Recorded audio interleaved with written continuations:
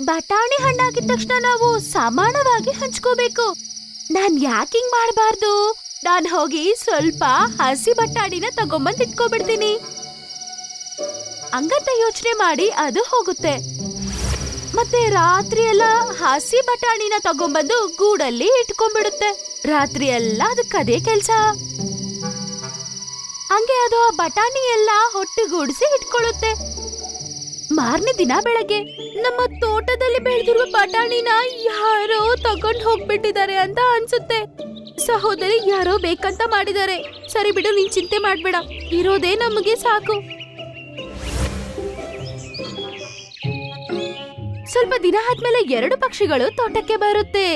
ಈಗ ಬಟಾಣಿ ಎಲ್ಲ ಹಣ್ಣಾಗಿದೆ, ಈಗ ನಾವಿಬ್ರು ಹಂಚ್ಕೊಳ್ಳೋಣ. ಹಾ, ಸರಿಯಾಗಿ ಹೇಳಿದೆ. ಇಬ್ರು ಸೇರಿ ಬಟಾಣಿಗಳನ್ನ ತಗೊಂಡ್ ಹೋಗ್ತಾರೆ. ಮತ್ತೆ ಅವರವರ ಗೂಡಲ್ಲಿ ಇಟ್ಕೊಳ್ತವೆ.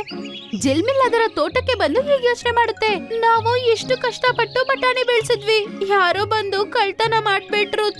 ಸರಿ ಬಿಡು, ಇರೋದನ್ನೇ ನಾನು ಇಟ್ಕೊಂಡು ಅಡ್ಜಸ್ಟ್ ಆಗ್ತೀನಿ. ಕುಂಕುಮ್ ಅದರ ಗೂಡಲ್ಲಿ ಕುತ್ಕೊಂಡು ಹಿಂಗೆ ಯೋಚನೆ ಮಾಡುತ್ತೆ, ನೀನು ಜಿಲ್ಮಿಲ್ನ ಮೋಸ ಮಾಡ್ದೆ.